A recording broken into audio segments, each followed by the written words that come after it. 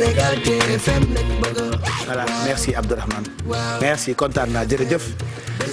yow di nga am problème suba parce que daa bàyyi ba émission bi commencé mu war a ñëw régler sama son alors que lii waroon na ko def depuis 21h vous trouvez ça normal après l'heure c'est pas l'heure il est quelle heure là 22h46 c'est pas normal non damay tooñ réglé na problème bi bu yàgg da doon ajusté bu ko defee ngeen mën a déggante ak man comme il faut mbaa jàmm ngeen yendoo ñu ngi leen di nuyu gërëm leen ci ànd bi ak télévision Futur Média dellusiwaat nañu ak yéen ci quartier général ginnaaw bi ñu noppaloo démb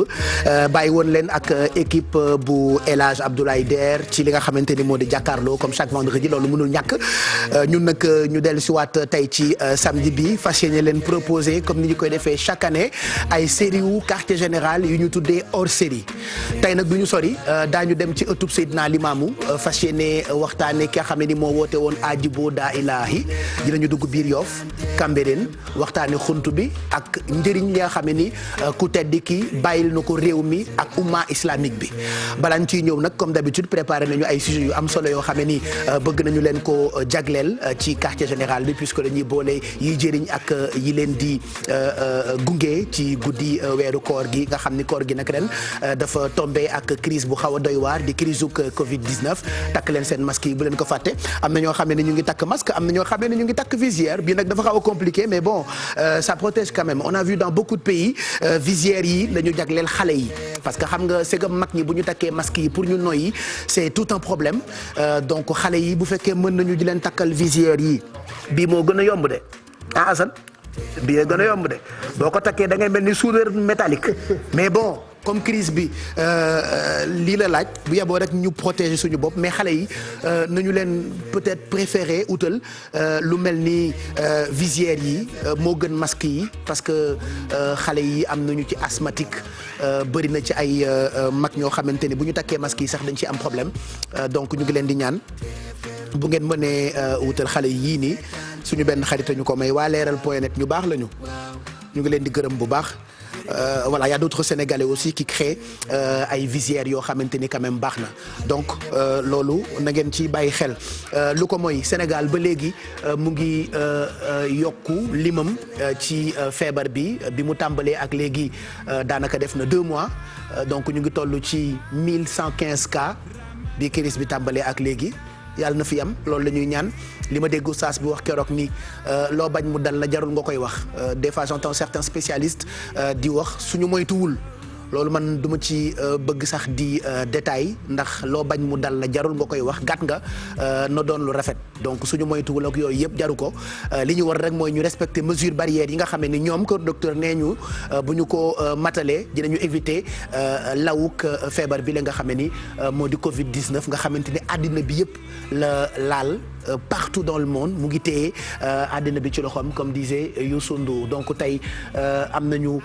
bi mu tàmbalee ak léegi lu toll ci juróom-ñeenti nit yoo xamante ni faatu nañ ci tey ci bis bi 87 cas contact la ñu am 4 cas communautaires diggante Touba Mbacké Grand Médine ak fi nga xamee ni moo di Tëngéej et que am na lu toll quand même ci 368 yoo xamante ni wér nañu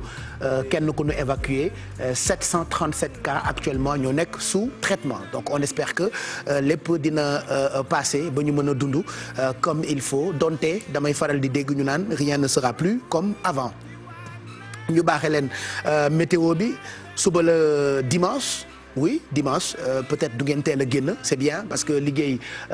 amul pour ñi nga xamante ne ñooy dem di liggéey ba tey mais quand même ñu baaxee leen température yi selon li météo prévoir ëllëg nar a tombé donc ak dimanche donc 22 degrés moo nar a doon minimum bu Dakar 19 degrés Saint-Louis Podor 23 degrés Matam 27 degrés Linguère 24 Diourbel 24 Kaolack 25 Ziguinchor 22 degrés Kolda 24 Tambacounda 29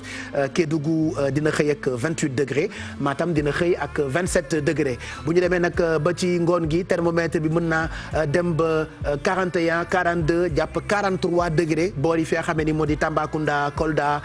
Kédougou ba Matam mën na yendoog 43 degrés mooy maximum bi donc imagine nga woor ba ngoon naaj wi tàng lool nga nar a génn mu ray la wala mu indil la ay problème nga gën mar am na lu ko gën donc balaa càkk ngeen respecté toog leen seen kër bi puisque maximum yi ci dëkk yëpp daanaka dafa nar a tar température nawet la 40 degrés Podor 40 Linguère 41 Linguère plutôt Diourbel 41 degrés Kaolack 42 Ziguinchor 40 Kolda 43 degrés Dakar 25 degrés supportable mais ba tey dina tàng naaju tar la ñu nar a am daanaka ci après-midi bi et puis Saint-Louis dina yendu ak température yu nar toll ci 38 degrés bu ñu jàllee ci géej gi mën nañu leen baaxee waxtu marée yi pour sunu mbokk nappkat yi peut-être ça peut toujours vous servir waxtu marée haute yaa ngi bu njëkk bi météo nga ko prévoir 4h17 du matin bi ci topp daañu ko am ci après-midi bi exactement bu 16h37 jotee waxtu marée basse yaa ngi bu njëkk bi ci suba gi la ko météo prévoir bu 10h05 jotee waxtu marée basse bi ci topp daañu ko am ëllëg ci guddi gi bu 23h12 jotee et puis waxtu yi nga xamante ni moo gën a baax pour napp gi muy meilleur moment pour la pêche waxtu yu njëkk yi ci suba gi lay doon diggante 8h50 jàpp 10h50 lu ko mooy guddi gi diggante 21h14 jàpp 21h jàpp 23h14 mën naa baax pour suñu mbokk nappkat yi et puis jant bi du biddanti incha allah bu ñu xëddee ba noppi rek mu jóg boori 6h46 du matin dina tëddi guddi gi bu ñu ndogoo ba noppi diggante 19h26 donc ñuy gërëm bu baax ñi nga xam ne la ñu dénk lépp lu jëm ci wàllu météo ci xibaar yi nga xam ne ñoo ngi ñu koy baaxee guddi gi ci première partie bi ci quartier général lii itam mën na leen a soxal parce que bëri na ci ay quartiers yoo xamante ni amatuñu noddu waaye bu ngeen ko defee alarme ça peut toujours vous servir waxtu julli yi fajar gi ëllëg bu ñu xëddee ba noppi daañu ko julli 5h31 tisbaar ëllëg jullee mu ngi toll ci 13h07. takkusaan suba 16h16 la ñu koy julli timis daañu ko julli ëllëg 19h32 et puis gée daañu ko julli suba 20h38 ñu baaxee leen itam waxtu naafila yi loolee dañ ci ànd ak oustaz Assane Seck yaa oustaz ñu ngi lay nuyu di la ziar jox la sa wàccuwaay daanaka ñu ngi bëgg a jeexal fukki fan yu njëkk yi. jërëjëf Baye Cheikh maa ngi lay delloo nuyu di la delloo ziar di ziar bu baax téléspectateur yu télévision Futur Média yi nga xamante ni ñu ngi safoo li nga xam ne mooy émission bi di quartier général ci weeru koor gi guddi gu jot ñu koy topp di leen ziar di leen ñaanal yàlla suñu borom defal leen xéewal defal leen sutura teranga àdduna ak àllaaxira ak fu ñu mën a nekk ci àdduna bi moo xam ci Sénégal la wala si bitim réew ñi nga xamante ni comme ni ñu ko waxee li lëmbe jamono di mbas mi dalu leen yàlla na leen si yàlla musal fegal leen ko fegal si njabootu ñëpp fa tabarakallahu ñii ko yàlla natoo itam yàlla na ko borom bi subhanahu wa taala teggi ndax yàlla suñu borom subhanahu wa taala mooy tege nattu waaye itam Baye Cheikh moom moo koy teggee ndax dinaay faral di wax ne fii ñu toll ak mbir mi fi mu toll li muy wane rek mooy ne bu si nit mënoon dara xëy na du yegg sa fii kon yàlla rek moo si des ak sabablu ginnaaw bi ñu dëgloo ndigal waa kër docteur boole si sabablu ak ñaan borom bi subhanahu wa taala mu teggul ñu mbas mi yàlla ñu ko yàlla defal si barke weeru koor gi ak barke Seyduna Muhammad sallallahu alayhi wa sallam comme ni nga ko waxee daanaka fukki fan yu njëkk yi moom léegi mu jeex nga xam ne weer wi moom weeru njéggal la weeru yërmande la weeru leer la weer wa nga xamante ni itam weeru nangu ñaan la ndax boo jëlee alquranul karim boo xoolee ci chapitre bi nga xam ne fa la yàlla subhanahu wa taala farataale koor si verset yu mujjee yi boo demee ba tourner page ba si la yàlla waxee ne bu la sama jaam laajee yow Seyduna Muhammad sallallahu alayhi wa sallam anima fu ma féete nee ko man ku ko jege laa wala ku leen jege laa nañu ma ñaan rek ma may leen waaw nga xamante ni kon weeru nangu ñaan la kon lu si waay man rek si ñaan na nga ko def te xam ne am yaqin ne suñu borom subhanahu wa taala dina ko nangu moo taxoon yàlla ne wa ida saalaka ibadi anni fa inni qaribun ujibu daawata daai ida daani fal yuminu bi wala yastajibu li laallahum yarshudun yàlla nee na nañu ma gëm rek nangul ma tegu si yoonu njub bu ñu ko defee rek fa tabarakallahu macha allah lu ñu mëbét rek yàlla nee ne dinaa fexe mu antu ñaan googu nag bokk na ci ku koy def taamu nañ si boo jullee ba pare wala boo sujootee si biir julli dina tax ñaan di gën a nangu ndax sallallahu alayhi wa sallam moo ñu ko jàngal nee na saa yu jàmm bi jëlee jëwam bii rëpp ko si suuf rek loolu mooy wane ne digganteem ak borom bi subhanahu wa taala dara doxatu si lu mu ñaan yàlla foofu rek yàlla daf ko koy defal ba tax ne naafila bés bi nee nañu tey ku ko mën nga def ñaari rakk bu njëkk bi nga jàng fatiha ak qul huwa allahu ahad allahu samad lam yalid walam yulad walam yakun lahu kufuwan ahad ba mu jeex benn yoon boo paree nga tag si suuratu tabat yada muy suuratul masad nga xamante ni am na histoire diggante Abu Lahab ak Seyduna Muhammad sallallahu alayhi wa sallam nee nañ ku ko jàng ñetti yoon boo paree si ñeenti rakk yooyu borom bi subhanahu wa taala dina la si bindal yoolu ñi nga xamante ni dañuy sax di ko sant waaye itam dina la bindal yoolu muñkat yi waaye itam dañu la bindal yoolu ki nga xamante ni dafa jàng alquranul karim ba mu jeex tàkk ba mu paree mu tëj ko ñaan yàlla subhanahu wa taala ay soxlam ak ay yitteem kon ku man lu ko ëpp itam nga def ko ndax naafila moom amul fa nga xamante ni fa lay yem lu waay man rek na ko def ndax comme li ñuy wax suñu borom subhanahu wa taala donte la buñ ko jaamu woon ñun ñëpp du tax nguuram yokku dara bu ñu croisé woon le bras lànk ne duñ ko jaamu du tax nguuram wàññeeku dara waaye comme ni ñuy waxee lu baax moom xeebu si yéemu si lu si waay def rek bàyyi Cheikh borom bi subhanahu wa taala daf la koy delloo kon naafila baa ngi noonu ku man lu ko ëpp tamit nga def ko ndax àdduna moom li yàlla waxoon rek moom moo fi nekk fastabiqul xayraat yi na ngeen njëkkante si ay yiw te ku ne xam na ne naafila moom sàkku ay yiw yu yokku rek la te lu baax du doy bàyyi Cheikh comme ni ko wolof di waxee. mu ngoog donc loolu moo jëm ci naafila yi ak Oustaz Assane ñu ngi lay gërëm daañu la fekkaat xam naa ca kanam foofee nga nekkee ci beneen studio bi puisque je rappelle que ay matuwaay yu am solo la ñu jël ngir respecter mesures barrières yi nga xam ne ni mooy tax jàngoro jile di Covid 19 du law ci réew mi surtout ñun ñi nga xam ne ni peut-être ñoo jël risque ñëw di leen liggéeyal en direct ci li nga xam ne ni mënul ñàkk muy quartier général bi bu ca kanamee foofee nga toogee Seyda Fat Bintou Diop itam dina la fa fekk si bëccëg bi yéen a ngi bégal Sénégalais yi à travers wareef Ramadan waaye tey ci guddi yi itam réew mi yëpp mën nañoo waaj bég ngir ki ñu fas yéene waxtaanee muy Seydina Limamou moo tax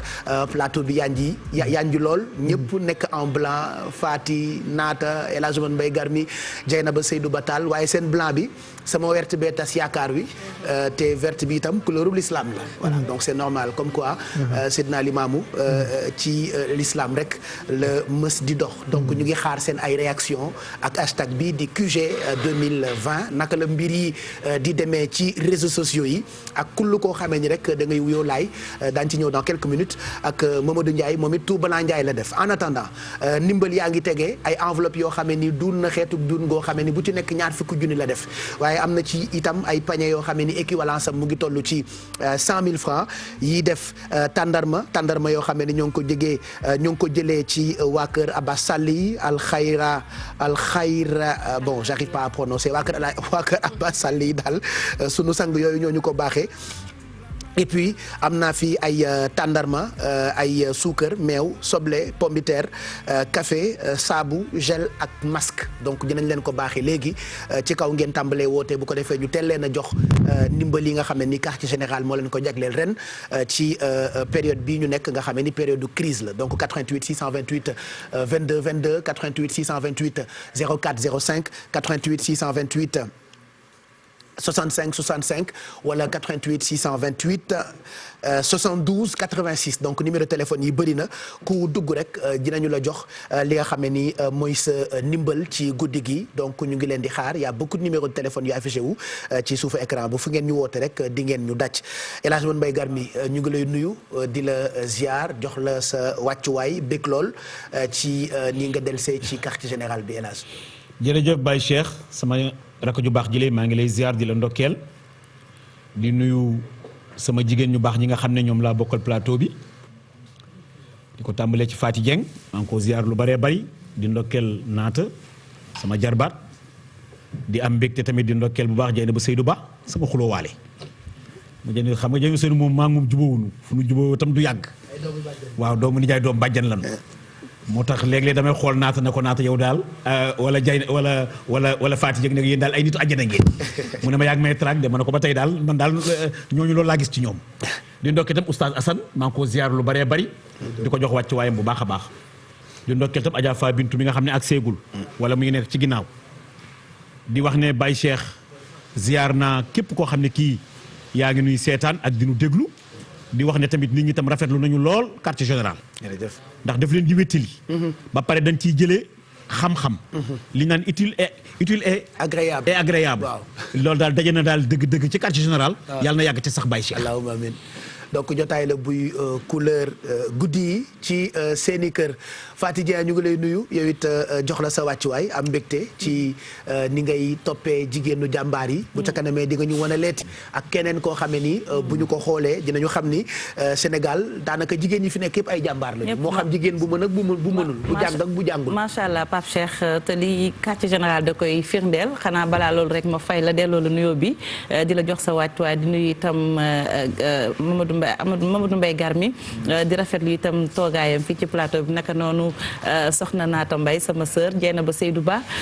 oustaz Assane Seck yaa Seyda Fat Bintou Diop nuyu téléspectateurs yi ñuy seetaan fu ñu mën a nekk ci àddina bi Pape Cheikh ni ñu ko waxee ci kanam tuuti daañu yaatal wane lewaat leen itam ak beneen jàmbaar jigéen Sénégal nag ñoom ñëpp ay jàmbaar lañ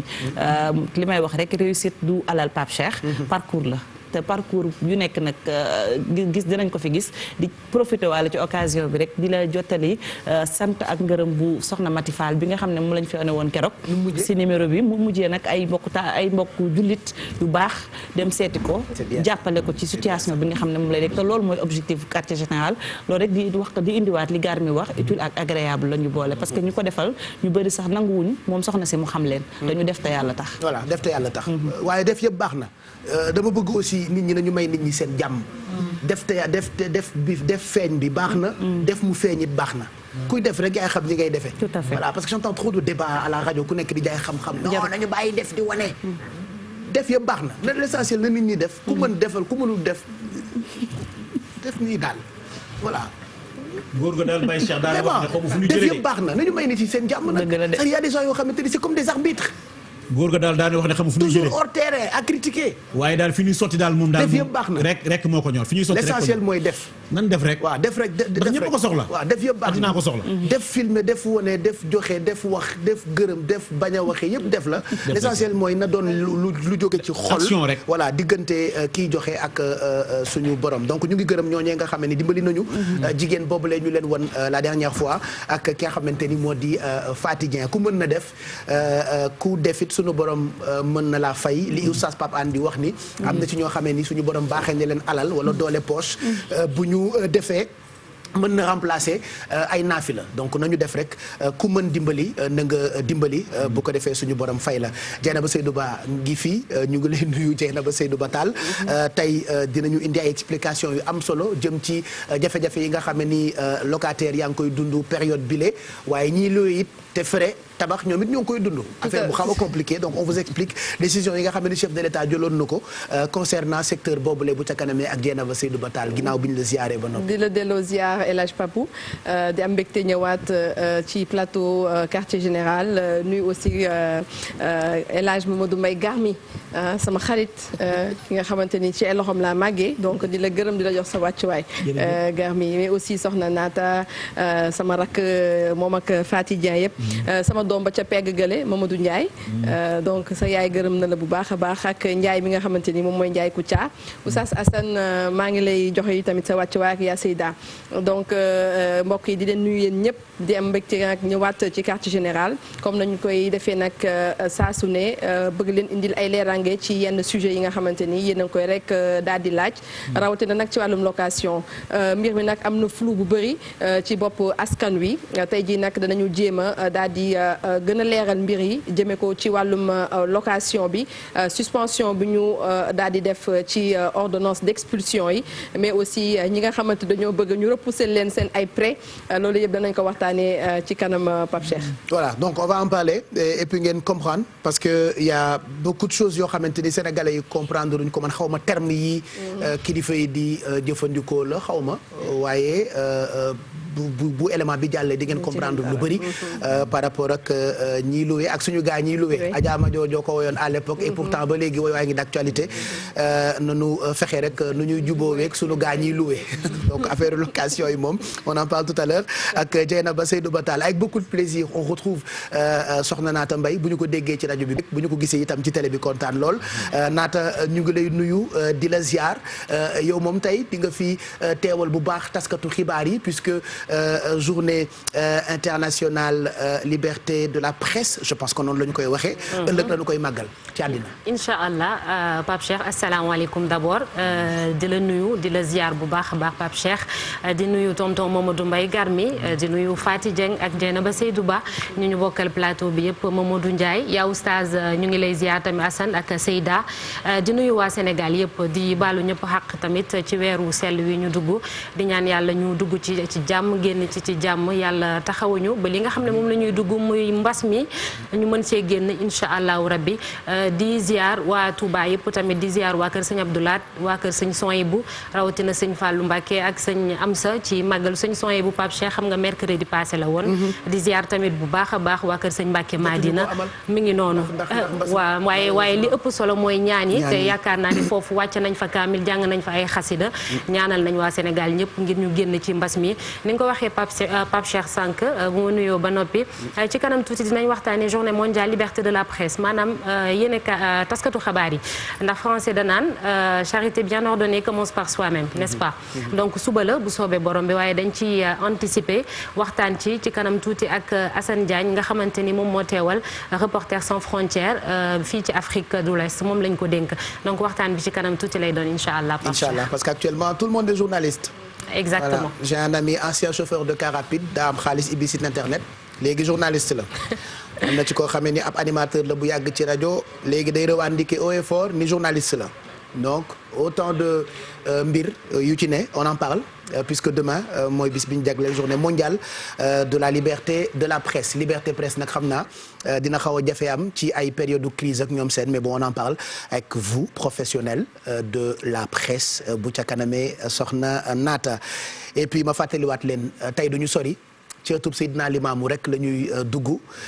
soxna Xujalaay saa yi ñu ko séenee bëgg maa ngi ko gis mu ngi waaj moom it di installé wu moom ak ñoom Ablaye Fall ak Seydi Mathiaw tey nag waxtaan wi ki koy amal di oustaz Mamadou Bara Samb ñu gën ko xam ci turu Bara Laay moom it mu ngi installé wu de l'autre côté ci beneen studio bi bëgg ñu sax invité yi jaxasoo ak ñun waaw ndax affaire bi dafa garaaw élage ku nekk yaa ngi koy jiñ sa morom ñun jàpp nañ ñi dañ koo am waaye jàpp nañ ñi itam invité yi dañ koo am donc pour éviter benn problème invité yi dañu toogee fële rek ñun ñi fi tàmm ñëw ñu toogee nii nan daanante rek waaw daanante rek moom solo ci loo xam ne lii mbay tubaarkàlla da ngay xalaat ne sax yaa ngi ak moom wallaahi pour nga sàmm ne dëgg-dëgg naa bu ma ko jox keneen ndax loolu moom la lislaam wax kon daal dëgg-dëgg fu ay toog rek nanu daan comme maa jari bi ñu def 2 mètres. waaw mu defante yow 2 mètres. waaw mat na 2 mètres mu tàbbi ci naata jëm ci Fatick Dieng noonu rek la day doxal. mat na 2 mètres. pendant si savoir yi yenn saa yi sa bopp xaw a metti sax nga xaw a njort. am njort bu ñaaw. c'est le stress qui fait ça. voilà yenn saa yi sa baat xaw a di xasan. nga ni mbaa corona ma donc voilà c'est stress bee koy def stress bee koy def. Ndiaye tamit mu ngi fi moom it tout blanc Ndiaye la def ba assorti koog brodé bu ñu argenté moom blanc bi lépp rek ci barke Seydina Limaamu c'est-à-dire tey réew mi yëpp a weex tal xam nga malheureusement appel bi jotuñu ko amal comme ni ñu ko daan amalee at bu jot ndax mbas mi lépp la ñu annulé mais ñu nit daañu jéem rek màggal ku tedd ki tout au long de cette émission Ndiaye ñu ngi lay nuyu di la ziar. jërëjëf Pape maa ngi lay nuyu di ziar bu baax a baax képp koo xamante ni yaa ngi fi toog di ziar téléspectateurs yi nga xamante ni ñoo ñuy seetaan di sant yàlla moom mi ñu wane la waat quartier général daaw ba ren di ko gën a sant yàlla. tey nag ñu war a wax ci ki nga xamante ne nii la ma ca gën a seetlu mooy boole gam daan boole ndax bu gaa yi dajaloo way Tijaan way Xaadir way Laayeen Seydina Limaamu da daan dajale kon nag loolu mooy doon nuyoo bi ba ca kanam incha allah. mu ngoog ca kanam lay doon hashtag bi bu leen ko fàtte QG 2020 la Mamadou Ndiaye on attend xalaatuk internautes yi ak seen ay réaction ci guddi gi tey ci télévision Futur Média. di nuyu suñu mbokk téléspectateurs yi kontaan doon retrouver leen ñoom ñi nga xamante ne aussi ñoo nekk ci internet bi ak hashtag bi di QG TFM 2020 wala QG wala TFM 2 andaan corona mu nekk li nga xamante ni aussi lu am solo la gannaaw bu mu nuyoo ñi nga xam ne ñoom laa bokkal plateau bi jiite ci nuyoo bi El Hadj Mamadou Mbaye Garmi mi nga xamante ni moo ñuy magal nuyu oustaz nuyu ñi nga xamante ni aussi sama consoeurs yi nga xam ne ñoom laa bokkal plateau bi wax nga ko lii di hashtag bi déjà internautes yi commencé nañ ku ci nekk fas yéene joxe sa xalaat ci tey li nga wax mooy ëttub Seydina Limaamu Laay bi nga xamante ne tey ñun ñëpp fa lañ jëm tey ñu gën ci mën a gindeeku ci waxtaanam surtout ak éléments yi nga xamante préparé nañ ko ngir gën a may téléspectateurs yi ñu gën a xam ki nga xamante ne mooy Seydina Limaamu wax nga ko ñi ngi ci Facebook ak hashtag bii di @TFM bu nga xamante ne mooy Facebook Instagram mën nañ dem @GFMSN wan ngeen ñu suivre aussi ci live yi nga xamante ne mi ngi ci suñu plateforme yu groupe Futur Média ak www.igfm.sn Pape Cheikh. voilà donc mu ngoog léegi nag ñu tàmbali jël leen pour jox leen seen wàll ci ñiy séddale di ay ndimbal yoo xamee ni 100000 100000 100000 100000 ak ay dundu yoo xamee ni pañe yu def suukar ceeb diwlin meew pombiteer soble saabu gel ak masque ciy gel ak masque ku ne woon nañ dem ba boo dee joxe suukaru koor sax gel nga ciy boole wala boo joxee saabu ñu jël parce que am na ci ñoo xamante ni boo leen jox ci ba jamono neex doo am fitu jox leen saabu. ko wax jamono dafa yàqu corona dafa ñëw indi nag ay changement yu bëri gars yi nag soxla ko ku ne nag xam na ne wàllu cet gi moom jàngoro la boo xam ne dafa ragal set gi loolu tax ñu naan di leen fàggoo masque léegi koo gis gars yi da ngay laal donc koo ko jox fi mu ne nii da koy soxla saabu soxla itam lépp loo xam ne da di détergent donc sukaru koor léegi dafa changé sukaru koor dafa changé kay changé na loolu ku ne woon di nga dem ba boo lay joxe sukaru koor njëkkee saabu boo ko joxee saabu mu jël wala nga boo saraxee saabu da ngay daw. fekkaat sa goro toog rek nga jox ko mbuusu saabu bu la génnee kër gi. jamono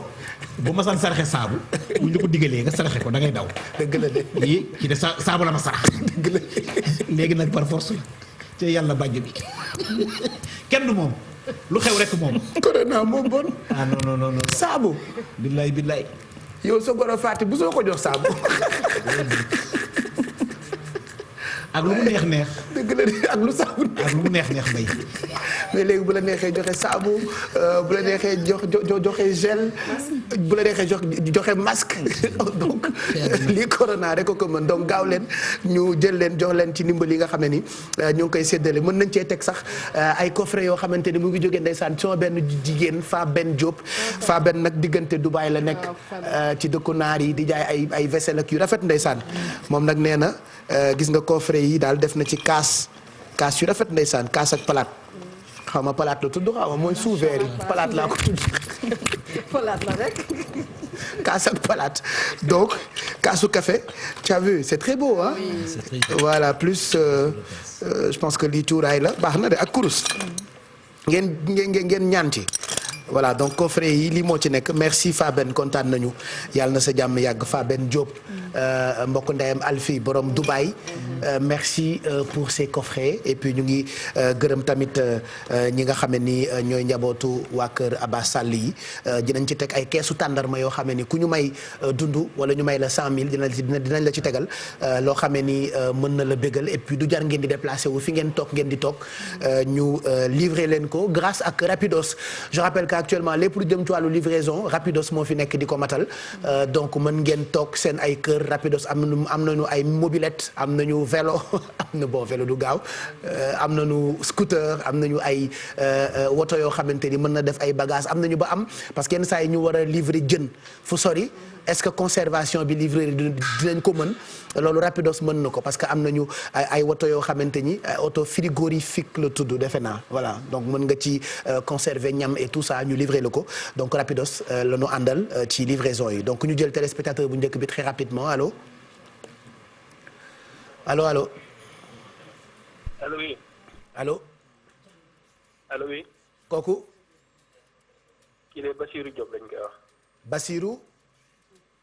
Basirou Diop. Basirou Diop na nga def Basirou. maa ngi sant bu baax. Basirou fooy wootee. maa ngi wootee Kër Massar. Kër Massar naka waa Kër Massar. ñu ngi sant alhamdulilah. macha allah nu ngeen def ak mbas mi naka ngeen koy dundee ak toppatoo xale yeeg ñoom seen. waa xanaa toog ci kër yi rek. yéen a ngi moytu bu baax. waa ñu ngi moytu bu baax a baax. yéen a ngi raxasu. bu baax a baax. yéen a ngi surveiller xale yi. ñu ngi surveiller xale yi bu baax. jeena du ma la téye lu yàgg comme ndimbal la ñu wax enveloppe yaa ngi tege jël na ma ci benn bu def 20 junni dina baax pour yow. waaw dina baax lool kay. 100 dina baax pour quelques jours rek. waaw incha allah. jeena kon quartier général dimbalee na la enveloppe bu def 100000 dinaa la ci tegal nag benn coffret boo xamante ni am na kaas am na kurus ak cuuraay. jërëjëf jërëjëf. yaa ko moom ne quitte pas comme ça ñu jël la ci ginnaaw nga mën cee jot nu mu gënee gaaw ñu livré la ko grâce ak Rapidos ayca na beneen téléspectateur ñëwaat parce que dama bëgg li fi ne yëpp ñu joxe ko ci guddi gi laataa ñuy dugg ci waxtaan bi parce que bu ñu xasee nag ba dugg ci waxtaan bi mën nañoo ñàkk jot waaye équipe yaa ngi ci ginnaaw foofee itam bu ngeen ñu jotul en direct ñoom dinañ leen jël bu ko defee ñu jox leen seen wàll ci yi ñuy séddale nga xamee ne fii mu tollu tembe ñëpp ko soxla allo allo allo allo kooku Maam Jaara Dieng na nga def loo bokk ak Faty Dieng yéen a bokk Grand Dieng seen maam Dieng monsieur Buri Degen Dieng waaw rek la ok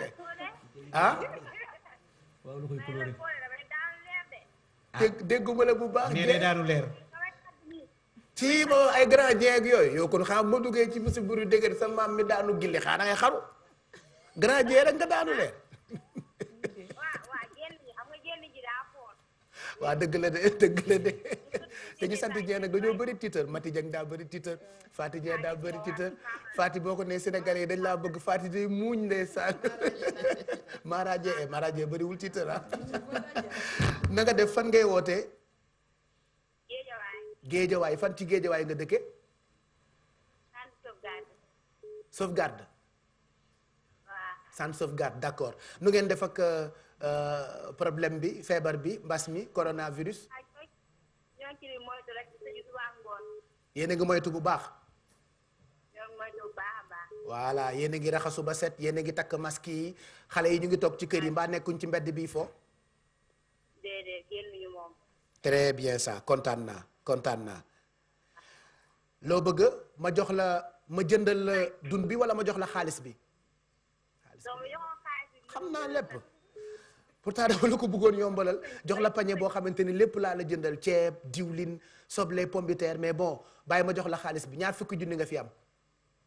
waaw diwlin bi tamit su ma nee ñëw bu baax de ndax ay femmes de ménage lañ xale lañ dañoo teel a sëy. lan bu mënee ñëw. xaalis bi ak diwlin soo su ma nee boole diwlin. de xam nga lan la nag da ngay tànn entre ma jëndal la diwlin ceeb soble pomme de terre gel soit ma jox la xaalis bi. wala ma jox la li ma jënd ba pare jox la parce que ñoom xamatuma lu may wax sax équivalent su 100000 la damaa sonn. banque baaxul ñaari mënta dem rek bàyyi seex mu sotti benn mën a dem. léegi waxal ban nga bëgg ma jëndal la wala ma jox la njëg li. jox ma xaalis bi ma jox ko sëñ bi kon. très bien ne quitte pas ñu jël la ci ginnaaw. jox ma xaalis ma jox ko sëñ bi. mu jox ko sëñ bi c'est bien ça donc lañ la jox xaalis bi comme ça nga jox ko sëñ bi. mais Baye Cheikh dama gis na tamit mag ñi. waaw. xale yi mag ñi ñu ngi gañe lu ñuy mayee la du gañe ndimbal la. ndimbal gi waa mag ñi. mag ñi bu ñu wootee ku dugg rek mag ñi nañuy woote waaye. ku dugg rek léeg-léeg ñuy woote hors antenne. mag ñi nañuy woote fii léeg-léeg il faut que benn bi soo xam mag ñi dugg. vraiment. antenne bu ñu ubbi la rek. mag ñi de wax dëgg yàlla. antenne bu ñu ubbi la rek. 4e Asie ak 5e Asie. ku dugg rek ñu may la xam nga problème bi mooy du man maa koy maye man yenn saa yi ñu woo ma sama portable salaamaaleykum Pape Cheikh man leen man mayew ma ko déjà suñu kër rek ay cas contact yu bëree fa ne sama yaay sama papa ñun dañoo bëri sama rakku yaay yi sama rakku nijaay yi sama dëkkandoo yi sama tante yi sama waa koñ sama ancien ami yi ñooñu ñëpp mënu ma leen dimbali donc yii télé bi moo koy maye di ay ndimbali yoo xamante ni pour yéen la et que tey lu ci yëpp dañu leen ko fas yéene jagleel donc 88 628 22 22 88 628 65 65 ñuy ndokkeelaat taskatu xibaar yëpp suba la ñu fas yéene célébrer journée mondiale de la liberté de la presse soxna Naata di bis boo xamante ni seen bis la. incha allah Pape Cheikh waa ni ñu koy defee at bu jot te ren ji dafa nekk benn contexte bu particulier wax nañ ko sànq muy Covid 19 bi pandémie boo xamante ne àdduna wërngal këpp ñoo koy dund boobu ba léegi gis nañ ni tamit Sénégal que ça soit les chaînes de télé wala rajo yi wala presse écrite yi ñoom ñëpp dem nañu ba changer li nga xamante ni moom mooy seen i programme maanaam seen contenu ndax am na xaj na lundi au dimanche li nga xam ne moom lañ daan def waaye léegi dañoo jël lépp ñu méngale ko ak xeex jàngoroy coronavirus muy télévision privée yeeg public bi rajo yi ak presse écrite am na tamit traitement yoo xamante ni tamit gis nañ ko boobu ba léegi ndax terewul mbas mi am na mais réew mi ngi dox ba léegi du sommet de l'État ba ci suuf yëf yaa ngi dox déggoon nañ fi coow fan yee weesu léegi nag am na laaj yu ñu samp jagleel ko Assane Diagne moom moo jiite Reporters sans frontières fii ci Afrique de l'Ouest ñu bu dee Pape Cheikh mën nañ dem xool élément bi ñu ñëwaat. waaw li ñu seetlu mooy jàngoro ji ñuy wax Covid-19 bi mu fi ñëwee ba léegi am na jeexital bu fës ci ni ñuy doxale tasum xabaar fii ci Sénégal gis nañ ni programme télé yi changé nañ programme rajo yi changé na contenu presse écrite bi moo ci ëpp contenu presse en ligne bi nga gis nañ ni aussi moom moo ci ëpp kon dañu jàpp ni presse sénégalaise mi ngi bàyyi wàllam ci waar wi nga xam ni mooy xeex Covid-19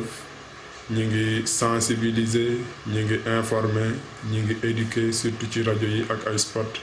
kon presse sénégalaise am na ci taxawaay bu rafet ci li nga xam ni ñun seetlu nañ ni mooy Covid-19 comme ni mu amee habitude di ko defee ci grands événements nationaux internationaux yi nga xam ni ñor na ko te dana ci taxaw di ci liggéey ñaareel bi question mooy président de la république woote na pour ñëpp nekk ci gannaawam ànd ak moom xeex jaadu na réew bu nekkee ci guerre askan wi ku ne nga jàpp ci ni nga ci mën a jàppe presse sénégalaise mi ngi ci loolu comme ni ma ko waxee léegi ñi ngi ciy def li ñu ci war a def waaye rôle journaliste warul rek yam ci relayer le discours officiel il est bien d'en parler ñu koy wax ni lii la autorité médicale yi wax lii la autorité gouvernementale yi wax waaye presse bi rolam dafa nekk loo xam ni weesu na loolu dañu war a taxaw ci xool ba xam discours officiel bi li ndax méngoo na ak li am sur le terrain war nañu tax aussi aller au-delà mooy jéem a def lu mel ne journalisme d'investigation te loolu aussi seetlu nañ ni vraiment lu néew la ci presse sénégalaise te doon na permettre ñuy xabaar yi ñuy jox askan wi di gën a am solo loolu maillon faible la ci traitement de l'actualité waaye loolu dañu seetlu ni budul woon épidémie Covid-19 bi sax dafa nekk loo xam ni dañu ko xaw a sàggane ci traitement de l'actualité au Sénégal parce que dafa nekk xeetu tasinu xibaar woo xam ni dafay jël temps bu bari dafay jël moyens yu bari te presse sénégalaise daal seetlu nañ ni foofu daf fee xaw a néew doole waaye ci tënk daal ñun rafetlu nañ ni nga xam ni noonu la presse sénégalaise taxawee ci épidémie Covid-19 bi depuis nga xam ni commencé na ci Sénégal ak ci àddina bi yëpp. thème ren bi mooy journalisme sans crainte ni complaisance ci wolof mën nañ ko firee tasinu xibaar woo xam ni doo ci am looy ragal te doo ci am parparloo doo ci am péete loolu mën nañ ci am ñaari njàngat bu njëkk bi dafay am lien ak contexte bi nga xam ni moom la ñuy dund nii muy contexte crise sanitaire bi dañu ci am seetlu boo xam ni depuis que jàngoro ji mi ngi law ci àdduna bi da néewal doole taskatu xibaar dafa gën a yokk ci réew yu bare bari seetlu nañ ñi ñuy woo ci police bi dafa gën a bari ñi ñuy dal ci seen kaw di leen fitnaal dafa gën a bari mu nekk appel boo xam ne donc célébration bi daf ñu koy permettre ñu lancer appel pour ñu aar ñu assurer sécurité ñiy tas xibaar ci àdduna bi yëpp muy ci Sénégal ak muy ci faneen baneen wàll bi muy def tasunu xibaar woo xam ni doo ci am lu mel ne péete dafa nekk lu am solo ñaar yooyu lépp lu ci sooxe rek day am jeexital ci kóolute gi nga xam ni ñuy jëfandikoo xibaar yi nga xam ni ñi ngi leen koy jox ñi ngi danañ ko am ci xabaar yooyu nga xam ni journalistes yi ñi ngi leen mu ngoog crise bee tax ñu jokkoo ak Assane Diagne def ak moom télétravail naata nga dem ci visio bi mu expliquer solos bis bi. liberté de la presse moom day tax ñu am possibilité am ay taskatu xibaar yoo xam ne ni daañu liggéey seen liggéey en toute quiétude. et moi je pense que c'est vrai que am na ay manquements yu xaw am fii ci Sénégal mais Sénégal yéen tane ngeen journalistes yu bëri ci ay dëkk. effectivement ñi dañ leen di jàpp ñi dañ leen di toroxal ñi dañ leen di tëj. mais fii quand même di leen rey sax nag Pape Cheikh. ak di leen enlever. mi ngi noonu c'est ça lu nekk lu. xam naa ne doo seetaan loolu. mi ngi noonu donc ni mu ko waxee sànq Assane Diagne sant ko gërëm ko moom moo jiite kon bureau Reporters sans frontières Afrique de l'Ouest maanaam Afrique sow jant ni nga ko leeralee tamit li ñuy dund moo waral ba mu def vidéo bi noonu parce que amoon nañu sañ-sañu dem gën koo yaatal. xóotal ko donc fi mu daanelee rek foofu lay commencer Pape Cheikh ndax ren thème bi nga xamante ne tànn nañ ko muy def journalisme sans crainte ni complaisance maanaam crainte nga bañ ci am ragal. complaisance tam ay parparloo wala ay yaama neex ay lu ni mel parce que dañoo toll ci jamono joo xamante ni dañoo soxla xañ na peut-être du ma ne sax repenser le journalisme mais aller plus au fond parce que yaa ngi koy wax sànq léegi ñëpp journaliste lañu. ba tax na Sénégal gis nga li ñu def ci ay jéego muy code de la presse bi et tout président Macky Sall waa SYNPICS daaw 1er mai 2019 ci la joxe woon kàddoom ne kon dinañ signer décret d'application waaye boobu ba léegi ñu ngi xaar 1er mai nag ren xam nga amul ay remise cahier de doléances ak tout ça donc c'était juste une parenthèse léegi pour dellu si waat ci wàllum liberté de la presse dafa nekk lu am solo surtout ci jamono ji ñu ngi nekk di dund loo xamante ni moo di pandémie bi loolu dëgg la gis nañ tamit benn solidarité autour du chef de l'État nga xamante ni moom moo jiite réew mi ba mu wootee gis nañ ni politiciens yi ñëw nañu journalistes yi tamit dugal nañ seen loxo ci xeex bi et tout mais loolu tamit warta tax ba li nga xamante ni moo di base yi muy fondement muy journaliste li nga xam ne moom moo muy recherche de la vérité muy li nga xamante ni moom moo am mu koy jébal askan wi loolu warta des ginnaaw maanaam crise sanitaire muy crise sanitaire wala leneen lu mu mënti am ak lu mu mënti metti journaliste liggéeyam daf koo war a def ba mu jeex tàkk c'est ça mi ngi wax wàllum journalisme d'investigation mu nekk loo xam ne tamit tumuranke nañ ko torop Sénégal te buñ ko tumurankee du caagin ne dañ koo bëggul bari na ay journalistes yoo xamante ni dinañ commencer peut-être benn sujet dem mais on manque de moyens bu may wax moyens ce sont les moyens financiers et les moyens humains maanaam ci wàllum nit ak ci koppar gi non seulement on manque de moyens mais dañu nekk ci dëkku sutura dëkku nëbbu donc journaliste bi def investigation pour mu xóotal enquête am souvent dafay metti ci ay dëkk yu mel ni Sénégal ci sama xalaat bu effectivement mais loolu dafa concerner peut-être yenn pan yi parce que dañoo am ay réalités socio-religieuses bu dee mën naa koo tuddee noonu xam nga ci wàllum diine xañ na boo bëggee def yenn enquêtes yi xam nga foofu moom boo demee benn instant da ngay taxaw mi ngi noonu da ngay am foo yem mais li may wax ci wàllum humain manque de moyens humains ak financiers mooy xam nga boo jëlee benn rédaction damay joxe exemple RFM bu fekkente ni ñun on est 10 dans la rédaction mu am kenn ma joxe exemple comme ci loolu lañ toll période mbas bi fan yee passé ñu ngi wax wàllum distribution aide alimentaire bi ñu nekk dafa am ay marché yaa ma neex ak bien vrai que xañ na fi ñu toll moo jox sañ-sañ njiitu réew mi muy doxalee nenn ni ñu ngi wax naan am na lu ci nëbbatu xam nga loolu journaliste mën na taxaw def ci ab taxaw seetlu maanaam xóotal mooy journalisme d'investigation mais li tax du ko mën mooy enquête mooy journalisme d'enquête mooy journalisme d'investigation mais li tax du ko mën a def Pape Cheikh mooy bu ñu nekkee 10 ci rédaction bi mënuñoo jël par exemple soxna Naata Mbaye ne ko yow jox nañ la 4 mois wala 5 mois pour nga rek investiguer ci benn sujet déjà dafa laaj xaalis boo waree dem par exemple di nga am ay sources yooyu jokkool te sources yi boo waree jokkoo ak ñoom xaj na dina am fooy dem fekk leen fa loolu am na te teg ci nga toog 4 mois yoo xamante ne yow benn journaliste benn sujet monopolisé la alors que peut-être am na yeneen couverture yoo xam ne war nañ koo mën a def mënuñu def loolu donc dañuy jël xaj na reportage yi ñuy def tous les jours 1 minute 30 yooyu ça va benn fan nga koy def wala yenn 5 minutes ci grand reportage yi donc ça va c'est tout mais journalisme d'investigation dëgg bu ñu ko waree def il faut que ñu am moyen déjà humain ak financier maanaam ñu jël nit ki par exemple bàyyi ko pendant 5 mois wala 1 an pour mu def benn sujet xam nga loolu moom c'est très compliqué je donne l'exemple de la BBC ak la dernière fois scandale pétrole bi xam nga gis nga ñoom dañoo jël ay weer lëmb lañ jël pour def benn sujet rek génn ci parce que journalisme d'investigation nekk na loo xamante ni du li nga bëgg a xam nga xam ko tey il faut ngay def ay recoupement nga mu ngi doon jël sa temps am source yu bëri dem seeti kii dem wax ak kii dem def leneen ak leneen te loolu nag dañ koo tumuranke te journaliste yu bëri li tax tamit duñ ko ñeme mooy mooy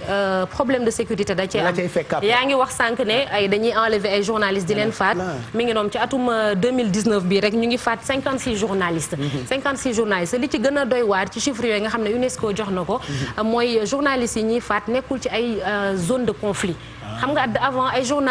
journalistes reporters de guerre ñoom ñoo daan dem ci théâtre yi ñu leen di faat et tout mais li ci gën a garaaw mooy du ci ay réew yoo xamante ni dafa am ay conflit te loolu li koy firndeel mooy sujet yi ñuy gëstu wàllum corruption la ñuy wax surtout ay wàllum mafia bi trafic de drogue et tout ça donc ñu ci bëri ci lañ leen di faat te booy xool sax ci 2019 bi wàññeeku na par rapport ak 2018 parce que 2018 daanaka eggoon nañ sax presque 100 journalistes yi ñu faatoon te parce que lim bi ñu am ci 2019 bi mooy xool ci fukki at yu mujj yi moo gën a néew maanaam journalistes yi xañ na ñu ngi leen di gën di protéger mën nañ ko waxee noonu si on peut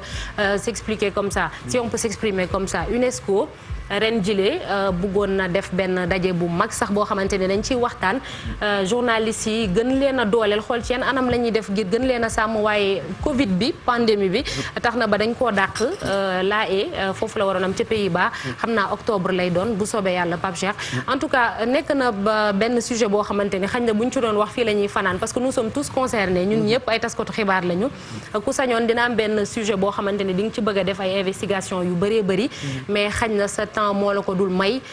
moyens yi tamit moom moo la ko dul may et tout voilà journée mondiale liberté de la presse suba la incha allah le 3 mais waaye dañoo anticiper waxtaan ci tey ji parce que nekk na lu am solo parce que tamit xaw ma li ma doon wax sànq charité bien ordonnée commence par soi xaw ma ne lañ ko waxee ci olof sax balaa ngaa laax lekk laax jaay voilà exactement merci beaucoup mi ngi noonu donc voilà donc dafay baax des fois ñu toog quand même waxtaan ci sunu ay jafe-jafe ci li nga xamante ni moom la ñuy dund journalistes yi li ñuy dund rawatina fii Sénégal waaye li ñu mën a jàpp rek mooy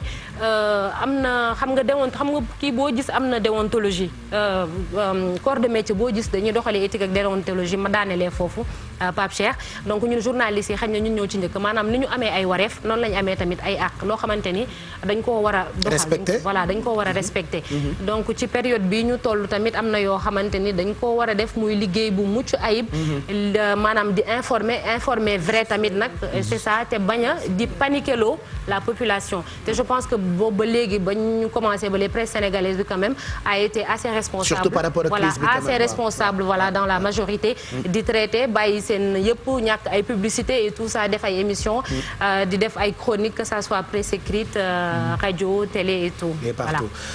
en tout cas am na solo après aussi liberté de la presse aussi warul tax journaliste bi fàtte yi ngeen tuddee déontologie yi ngeen war respecter parce que yenn saa itam nga gis ci journaliste bu am baat ba baatam da koy def doole ba mu jaral ko ay tuumaal ak tooñ tout à fait journaliste dañuy tooñ na du ñu am fit en tout cas thème la boo xamante ne si yaakaar naa comme ni ñu koy waxee saa su nekk bu ñu waxee nag ni bés boo xam ne dañ la jagleel lu jëm ci wàllum liberté de la presse Pape Cheikh booy def taxaw seetlu wax li nga xamante ne si moom mooy sa jafe-jafe bi nga am waaye yow tamit war nga taxawaat xoolaat sa toogin bu ñu nee xoolaat sa toogin nag du def procès kenn mais xool rek liggéey bi li nga xam ne mu nga ci gën a améliorer parce que liggéey la boo xam ne aussi Pape Cheikh responsabilité la parce que nga toog fenn ñu lay déglu wala nga toog ñu lay seetaan wala nga toog ñu lay lire aussi lu mat a bàyyi xel la c'est vrai que sànq naata mi ngi koy junju bu ñu waxee wàllum journalisme itam wax jafe-jafe yi nga xam ne amaana am na ko lu jëm ci wàllum journalisme d'investigation parce que peut-être problème ressource moom la ñuy am ressource humaine mais aussi dañuy gis ne am na ay jeunes yoo xam ne ñu ngi def ay jéego lu ñuy woowee les journalistes indépendants donc dañu ñoom jël journaliste indépendant nag ñoo xam ne dañu jël seen responsabilité bañ a peut-être nekk ci rédaction bu mu ko mënee wax noonu di def seen kem kàttan pour mën a servir askan bi donte ñi nekk ci rédaction yi aussi ñu ngi def liggéey bu am solo mais ñoom tamit li leen di tënk mooy liggéey bi nga xam ne moom la ñuy def parce que ñoom li ñu ko wax sànq mënuñu jël rek topp benn sujet mais ki nga xam ne journaliste indépendant la nekkul fenn moom mun na topp di ko def mais tamit ba léegi problème mu moyen moom mooy am li nga wax sànq ma daanee la fi aussi éthique ak déontologie c'est très important Pape Cheikh parce que tamit ku nekk c'est vrai da nga koy xool ci sa bopp liggéey bu nekk dafa am lu mu laaj c'est vrai que journalisme informé juste est vrai parfois aussi mun nga informer ça peut faire mal. Être un bon journaliste ne veut pas dire que yaa gën a muus ñëpp. tout à fait parce que tamit c'est l'impression que j'ai voilà c'est ça ñoo bokk ñun en fait animateur journaliste doomu bàjjan la ak doomu nijaay ci rédaction yi dañuy tànn soixantaine yooyu. ci la ñuy tendance mais on a vraiment de grands et très bons journalistes surtout xale yi génn ci école yi. boo lire seen i article da ngay xam ne ñii seen plume daal dafa mooy loolu. boo dégloo seen reportage yi sa xel dafay dal donc ils ont plus besoin de liberté. pour seen liggéey plus de moyens comme naata nu mu ko waxee. voilà moyen encadrement liberté yooyu yëpp day loo xam ne aussi dañ koy soxla li ma wax sànq rek moom nga ma fekk ci Pape Cheikh dañu gis ne génération yu mujj yi di ñëw dañu ñëw pour marquer seen empreinte di changer di indi ay angle de traitement yoo xam ne da nga koy seetaan vraiment mu nekk ay éléments d'enquête yu intéressant yoo xam ne soo koy seetaan doo ñëwee ñeneen ñu koy def parce que métier la rek dañ ko jàng comme ñeneen ñi peut-être moyen koy xale yi léegi màgget loolu moom moo fi desoon waaw li may wax relève bi pare na Pape Cheikh donc bu yóbboo ñu defaraat suñu toogaay parce que xale yaa ngi ñëw te duñu may dara Pape nag maguma la te ma dolli waxuma man damaa bëgg mag ñëpp nag kon yow xanaa xamoo ma man boobu ba tey mag laay woote dama ne xale yi ci presse bi yéen da ngeen gaaw a fàtte yéen journalistes yi dama lu mu ci bëgg a yokk magantoo mag yow man damay xëccoo mag ñëpp dafa am lu mu ci bëgg a yokk Pape Cheikh éthique ak déontologie c'est vrai que da nga koy jàng école mais éthique ak déontologie aussi c'est une éducation je pense que ne que boo amee éducation de base boo nekkee ci métier yaakaar naa doo yàq métier bi man conviction boobu noonu laa am parce que yaakaar naa nit du jóg di liggéey pour mën a waxal nit lu ñaaw te je pense que ne que wax nga ko journaliste investigation am nañ de grands journalistes yu fi nekk am na ñoo xamante ni peut-être mën nañ leen citer comme El Hadj Assane Gueye tey jii ni par exemple buy wax da ngay am envie toog déglu ko voilà sa xel dafay dal donc je pense que kon éducation de base la nañuy continuer di yar suñuy doom ci éthique ak déontologie au niveau de la base donc c'est important beneen bi mooy patron de presse yi nañu bàyyi xel bu baax a baax ñu ñuy employé parce que yaakaar naa boo demee ba ubbi maison de presse da nga war a am doole quand même pour mën a aar sa njaboot ci fànn yëpp nag c'est-à-dire jox leen moyen yi tax ne duñu soxlaal kenn dara donte sax mënoo matal lépp mais ñu def le strict minimum bi tax ne bu ñu génnee bu ñu ne ñii de ci telle maison de presse ñu nekk ñu ne nu ñu koy waxati sax duñu leen xarab donc je pense que patron de presse yi aussi nañ ci bàyyi xel bu baax a baax di jox journalistes yi salaire yu baax 50 000 francs 75 000 francs mën ta yor kenn donc nañu jël li nga xamante ni moom mooy salaire yu baax di ko jox journalistes yi ba pare teg leen ci ay conditions yu baax pour ñu mën a daal di yeggal li nga xamante ni moom mooy seen liggéey ci anam ñu mu waree. voilà journalistes yaa ngi ñu ngi seen élément ndeysaan ak beneen journaliste bu ndaw bi demal waxal nekk journaliste ma dolli ju tuuti rek Pape ci li Dieynaba di doon wax léegi ci li mu daanelee je pense que code de la presse bi ñuy wax boobu ba léegi moom moo war a ñëw régler loolu yëpp parce que tamit employé mënoo ko exactement teg ci wàllum précarité bi aussi Pape Cheikh loolu c'est loolu moom je pense que journalisme fii Sénégal aussi dafa nekk lu doy waar parce que mënoo jël nit ki tamit nga koy liggéeyloo ba pare def ko ci yenn conditions précaires yoo xamante ni sonn fayee ko sax problème la bu ñàkk moyen baaxul xam nga fa ñu mujjee di ci ne ci rajo bi xaste rek ah bon léegi ak dëgg la bu ñàkk nañ leen fay di leen jox liberté salaire yi baax parce que yéen vous êtes là pour le peuple journaliste bu ñàkk moyen baaxul te liberté bi ngay wax Pape Cheikh moyen rek éditorialiste liberté bi ngay wax sànq Pape Cheikh ma tëjee ci loolu rek liberté bi ngay wax sànq dafa nekk ni ñun tollootuñu ci jamono boo xamante ni xaj na dañoo nekk ci journalisme peut-être propagande wala dara parce que y a les réseaux sociaux buñu waruñu leen a fàtte les journalistes sont obligés de faire leur travail dañu ko war a def parce que bu ñu ko defulee y a les réseaux sociaux qui sont là parce que des fois gis nga am na yenn élément yoo xamante ni sax fu muy commencer kenn moom mooy ñëw xañ na filmer ko dugal ko ci réseaux sociaux yi donc ñun muy man di keneen ak keneen nous sommes obligés maintenant de faire notre travail et de le faire très bien même c'est ça parce que boo ko deful am na ñeneen ñoo xamante ni ñu ngi ci ginnaaw parce que boo yoree sa téléphone rek mën nga romb dara nga filmer ko wala nga wax ci et tout donc on a cette obligation là quand même Pape Cheikh ni ma ko waxee ni ñu amee ay devoir noonu lañu amee ay droit tamit ci suñu métier responsabilité voilà responsabilité exactement de toute façon suba kenn du am jàmm radio télé presse écrite on ne parlera que de cette journée mondiale de la liberté de la presse donc sant ba Sénégal peut-être jafe-jafe yu bëriwut noonu waaye war nañu gën yokku jàppandal gi pour taskatu xibaar yi maa ngi dégg bu yàggul président di wax aide à la presse bi na ko gën a yokku et puis bu ko defee ñu gën gis talent bi nga xamante ni moo nekk ci suñu journalistes yi Modou Ndiaye doo ci wax dara amul benn problème. nouveau média yi naata kiiwee c'est que loolu dafa nekk lu am solo actuellement te dafa nekk di mën nañu wax ni parfois di changer un peu métier bi ndaxte métier journalisme fi ñu toll nii nouveau média lu ñu war a bàyyi xel la ndaxte ji bari na léegi actuellement ay blogueurs yoo xamante ni se réclame mu nekk débat fépp foo xamante ni dañ naan ñoom tamit dañuy woote ni ñoom tamit ay journalistes lañ parce que presque mën nañu wax ni mën nañu méngale ni même métier bi la ñuy def dañuy recouper jëlee ay informations indi mais ba tey taxul ñu nekk journaliste débat la ci dëkk yu nekk mais comme ni ngeen wax rek lu ñu mat a bàyyi xel la mooy nouveau média yi léegi nag lu ñu war a gën a mën a def nag bàyyi xel yi nga xam ne mooy presse en ligne bi mu nekk ñi nga xamante ni aussi ñu gën ko régulariser xool kan mooy def kan qui fait quoi ak lan kii tamit loolu lu am solo la mais tamit ñuy bàyyi tamit di xas toujours tamit journaliste yi ndaxte toujours xaste gi toujours ci journaliste ndax di fàttali ni tamit métier boo gis am na ay brebis galeuses mu commencé ko ci métier boo gën a am solo mu ñu jàppe ni moo gën a am solo ba ci suuf am na ay brebis galeuses mais comme ni ko Dieng ba waxee ñi am éthique ñi ngi fi ñi am déontologie ñi ngi fi am na éthique bi nag dañuy renvoyer ci yaru nit ki te loolu tamit dafay refléter ci métier bi nga xam ne moom nga def. voilà te dañoo dag laa mel ni journaliste yi sax léegi dañuy sóor école yi ngeen jógee ak fi ngeen ko jàngee itam c'est très important ndax damay créer sama école cours CFA 2 3 daal di génne journaliste la. Baye Cheikh. c'est bon là. xanaa di wax ne daal métier la moo xam ne mii da ngay njëkk a sàmmonte ak sa bopp. sàmm sa doxalin. sàmm tamit loo xam ne li bu ëllëgee. suñ dee waxtaanee ñu ne diw daal dëgg-dëgg mbiram yëpp daf ko tegoon ci yoon. parce que am na fi ay anciens journalistes yoo xam ne yi ba léegi dañ leen di waxtaanee. musuñu jàdd yoon. du ñu nangu ko leen corrompre. du ñu nangu ko leen dugal ci loo xam ne li waroo leen ci dugal. chaque jour ñu ngi sàmm seen bopp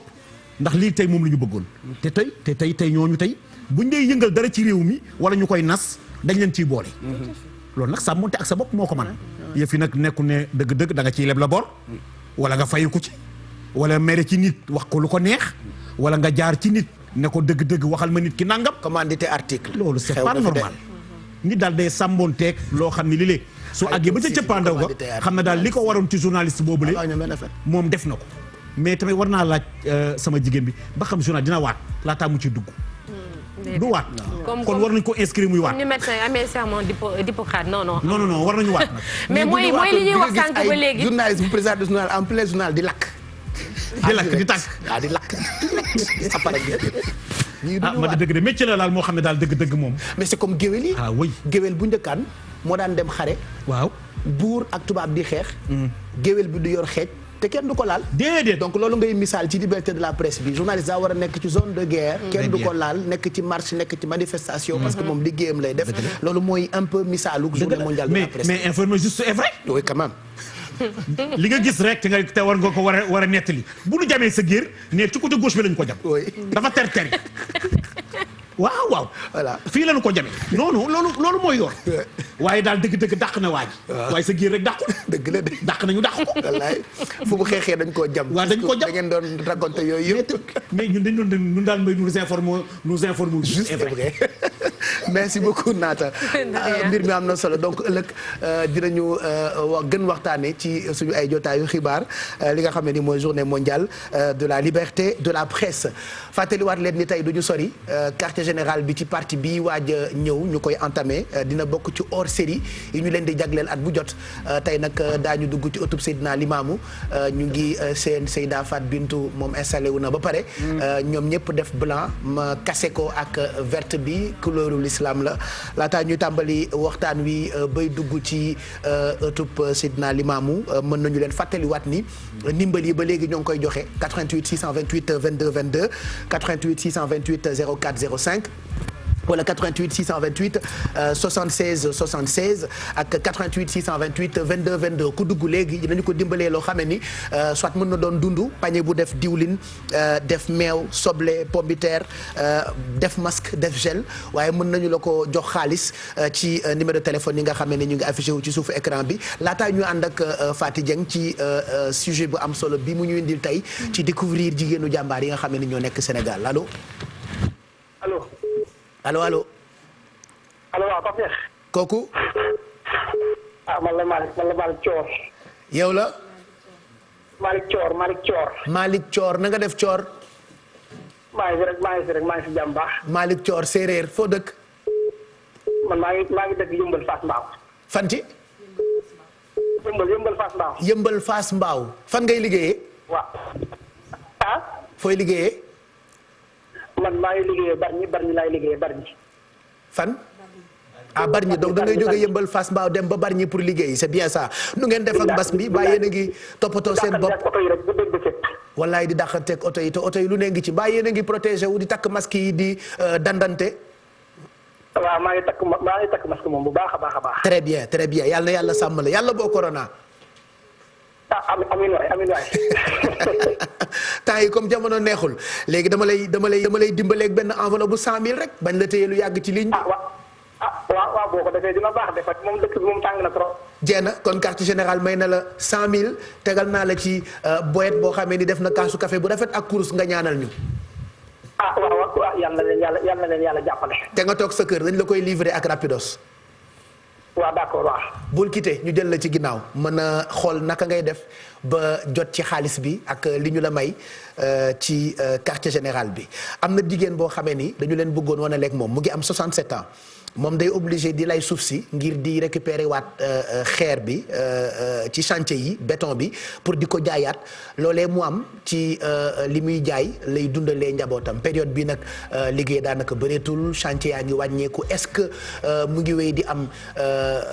béton yi muy layee suuf pour jaay ko dundal ci njabootam on va découvrir ça ak Soxna Faty Dieng donc moom mu ngi tudd Matiba.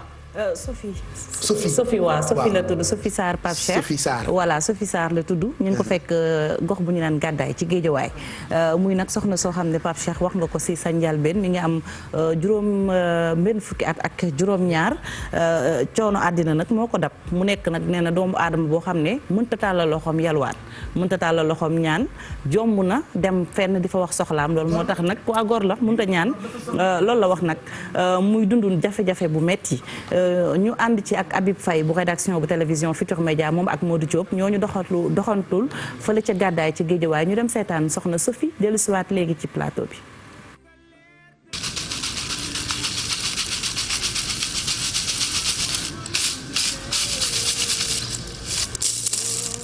parce que 1952 laa judd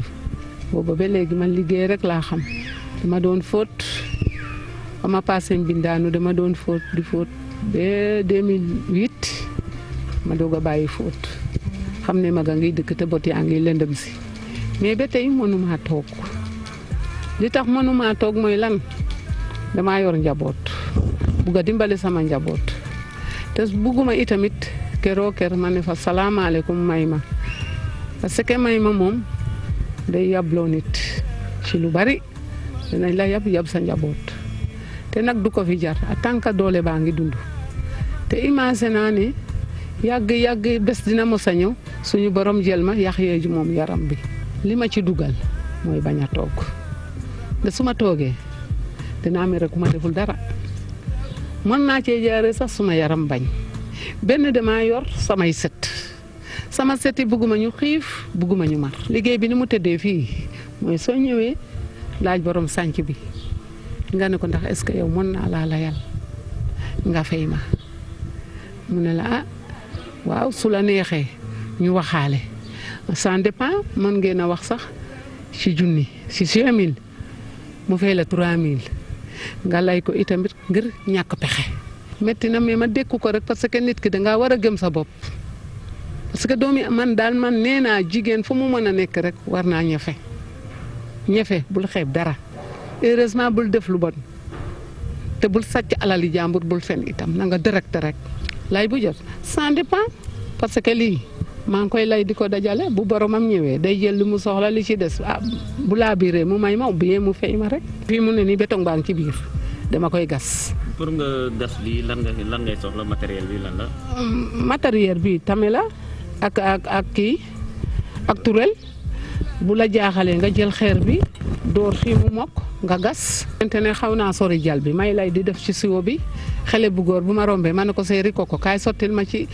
jal bi. mais doomu aaw yi ñoo ma bàyyiwut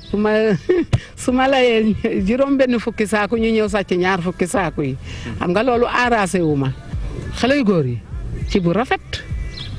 fii ma ko doon teg nii. borom kër gi ci boppam moo ma mujjee wax ne boo mënee déplacer sa saako yi nga déplacer ko parce que 3 heures du matin laa yegg gis kuy yëb sa saaku yi ci sareet di ko yóbbu. waaye yaay booy loolu metti na de. metti na waaye lu waay def boppam parce que borom mbaar mi kenn mënu koo nëbbu xam nga ne man magum jëmm 67 ans nga diju ci naaj bi di ñaq di liggéey di yaakaar loo yóbbu sa kër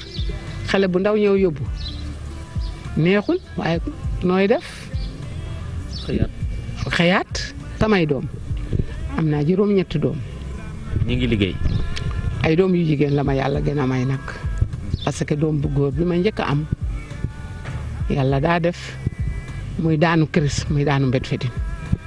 xam nga kooku daanaka bokkatut loxo dajul ginnaaw waaw loxo dajul ginnaaw te wax dëgg yàlla du ma sa sama doom loo xam ne mënu ko. te yaay booy du yàgg ba mu tàllal loxo. ah déedéet Sarr laa sant yow it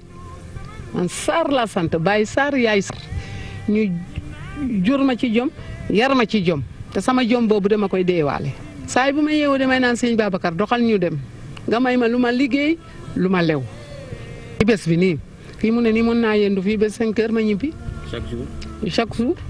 bu naaj bi tàngee day mel ni damaa lekk kilo ceeb sama biir bi. daa mel ni da ngeen bëgg ceeb nag de. séeréer man séeréer rek laa gën a soxla. tey yow sama doom nga mais su ma ñëwoon ci yow ñaan la ëllëg ma ñëw ñaan la gannaaw suba sama ñëw ñaan la mais sama doom boo ma seenatee may ñëw da ngay làqatu. waaw weccet bi may am kas néew su ma ko sañoon tey ka ma yar ak ka ma jur yëpp ma di ko bokk ak ñoom surtout ki ma yar parce que yar dafa métti mais yaa mbisi njoon maa ngi koy ñaanal fa mu tëdd yal na xëppee ji àjjana mook sama yaay ju baax ja waaw dafa déddu moom moo ma yar maak ay doomam ñoo bokk benn baay mu Elisabeth Sarr sama rakk yi yërëm ma yër ma waaw wallaahi moo tax suma xol tooy na parce que maa ngi gërëm daal samay waajur di gërëm waa gàddaay di gërëm ki ma yar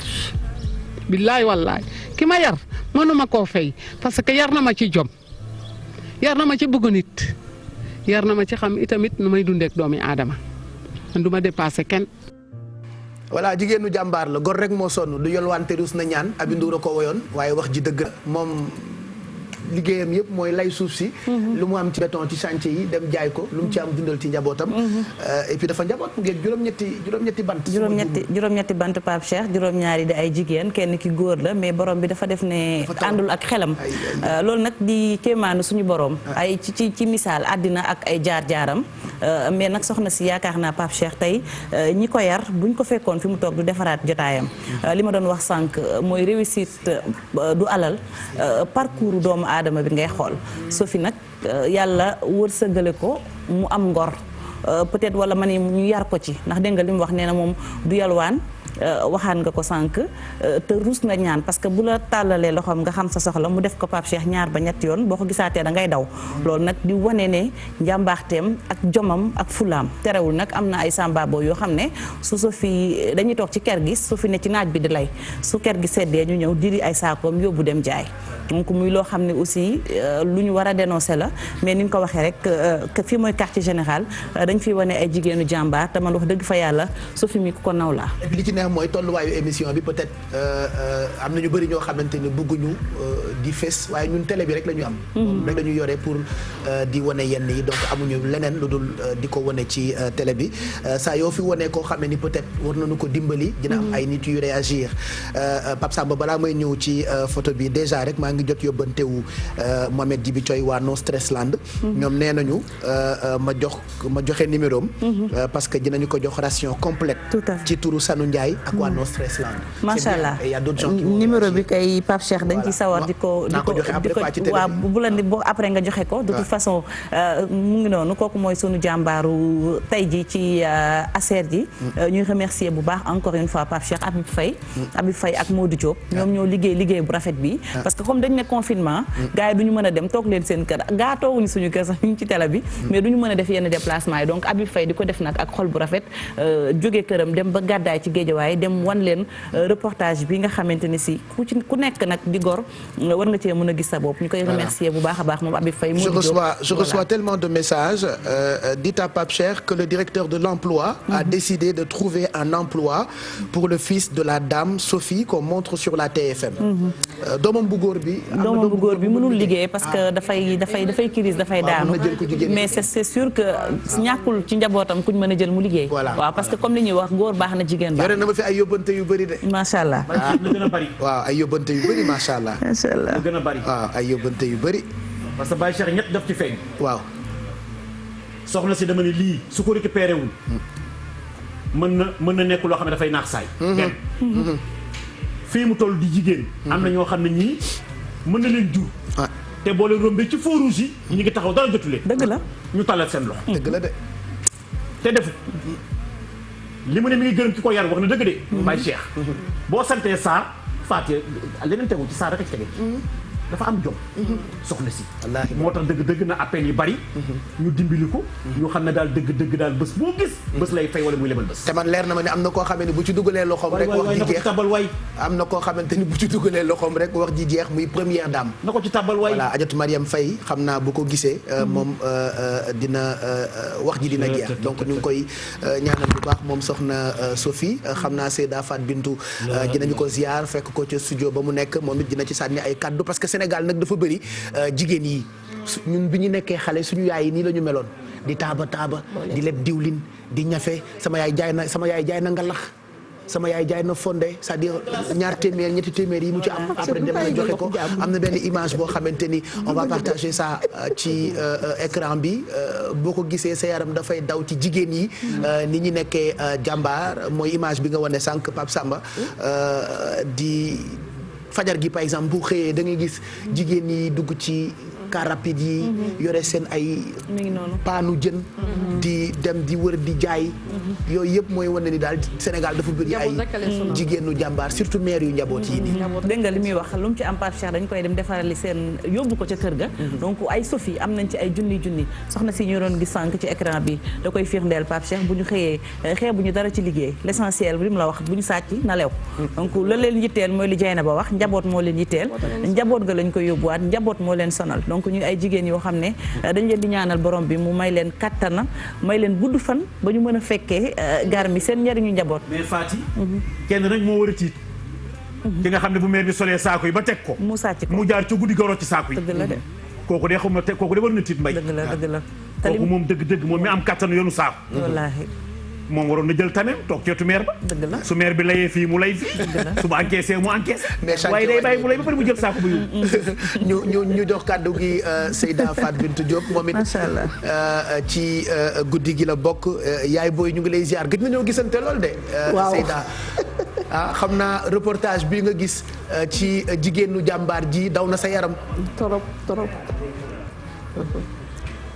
waaw asalaamaaleykum. wa rahmatullahi taala wa barakaatuhu maa ngi leen di nuyu yéen ñëpp di leen ziar Pape Cheikh wax nga dëgg gëj nañoo gisante torop namm naa la lool waaye li ma gën a daw sama yaram sax mooy ñu ñëwaat ba ci egsi fii mais soriyanto bi ku nekk sori sa moroom li wax dëgg yàlla daw na yaram rawatina ñu tegaat si nag ginnaaw bi ñu leen nuyoo yéen ñëpp nuyu ñi fi nekk ñëpp li nga xam ne soxna Faty moom li nga xam ne ci jàmbaaru fàkk tëdd yi la bokk li mu wone nekk lu daw yaram loo xam ne lii tey bépp jigéen bu ko seetaan rek soo téyewulee sa bopp sax sa ronkoñ dina dal sa dënn waaye gis nga Pape Cheikh lépp loo gis rek am na cëslaayam gis nga lii xewoon na ci temps wu yonent bi sallallahu alayhi wa sallam wala ñu ne ginnaaw yonent bi tuuti rek loo gis ci àdduna bi rek man dama naan histoire boo gis rek boo ko delloo ginnaaw rek ci dundinu yonent bi ak i saxaabaam rek di nga ko gis nga Pape Cheikh am na benn jour xam nga Seydina Umar ibnu Xattaab radiyallahu taala anhu bi mu nekkee xalifa dafa nekkoon koo xam ne bu guddee du tëdd balaa tëdd day def lii tey policiers yi di def wala gendarme yi di wër dëkk bi yëpp ba xam nan la nit ñi fanaanoo mu fi muy defee ronde noonu saa yu rombee benn kër rek dégg ay xale yu bari di jooy saa yu xawee sànni bëtam gis kooku teg cin li ci taal bi muy bax ba muy passé ba mu ñëwaat ba xale yi nelaw mu fekk ba tey ndaw saa ngi li muy togg mu ngi koy togg rek te koo yekk Seyna Umar ñëw egsi ci ndaw si gëdd ko ne ko yow lan moo tax nga téye reer bi ba heure bii ba xale yi reeruñu ba nelaw ñuy jooy xiif ba nelaw ndaw si daal ne ko sëñ bi sama njaboot gi ay xale lañu dañu doon jooy ubbil cin li bi nga xamee ne Seyna Umar ubbi na cin li ndekete yoo ay xeer la jëloon def ko ci cin li sotti ci ndox di ko baxal amul woon dara lu mu togg waaye pour loolu rek pour mu naxi ko xale yi saa yu xale yi jooyee rek mu ne leen def leen ndànk léegi reer bi ñor xaar leen rek léegi reer bi ñor di ko def ba xale yi nelaw bu ko defee mu fay taal bi Seydina Umar addunaam yépp daal di tukki kon gis nga ni mu dellu si waate waaye ci saasa nag lii bi mu amee Seydina Umar da koo faj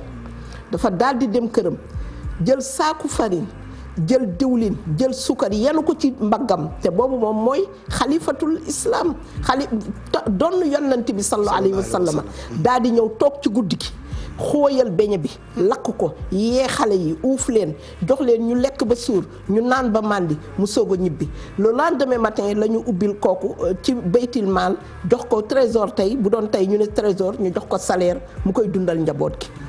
kon gis nga li nga xam ne am na tey nii musoon na am ci histoire ul islam histoire bi ma wax tey ñu bëri defe naa ñëpp xam nañ ko mboolem ku jàng lislaam rek xam nga lii ma wax tey lu am la kon nag defe naa ne lii tey incha allahu taala su ko autorité yi disee te xam naa ne quartier général ñëpp a koy seetaan xam naa ne lii moom bourse yi ñuy wax ne bourse familiale la kii moom mérito na pour ñu jox ko ndimbal yi ñuy joxe itam pour li nga xam ne Pape Cheikh mooy feebar bi nga xam ne ñun mag ñëpp tiit nañu man bi mu gis nga ma ni ma seddee nii macha allahu taala ndax bu nu waxee rek ñu ne maire yi borom 50 ans yi jëm kaw rek lay yóbbu man fi mu nekk bëgguma bu dul amaat 25 ans wala 30 ans waaw bu ko defee rek su ko defee macha allah Pape Cheikh loolu daal mbir mi daal mooy loolu rek moo tax daal kii daal yal nañ ko ndimbal yi ñuy jox daal yeyoon na ko te incha allahu taala Fati ñu ngi lay wax ne bu yi passé man am na ñoo xam ne dinaa leen sollicité ak man ak sama néew doole ñu am lu ñu dajale incha allahu taala yóbbul ko incha allah mu ngoog Modou Fall directeur de l'emploi bu ministère de l'emploi moom nee na dès lundi il fera le nécessaire ak ay services am pour jox emploi kenn ci doomu maire bi c'est bien ça donc ndimbal yooyu am na solo ñu ngi ciy gërëm bu baax suñu xarit ci nga xamante ne ñoo ñu yegge yóbbante yu am solo yi pour ñi nga xam ne ni bëgg nañu ñu jàppale leen yaa Seyda foofee nga toogee maa ngi fay seen ki nga xam ne ni mooy oustaz Baara Laay Maxtaar daañu fekki itam soxna Khoudia Laay itam fa mu toogee bu ca kanamee tuuti Ablaye Fall ak Seydi Mathiaw loolee ca kanam lay doon Alaaji Man lay dosé parce que voilà xam naa ni bu doon seen sago léegi la ñuy tàmbali waxtaane Seydina Limaamu mais boo amee or wala jama bu la neexee nga dosé ci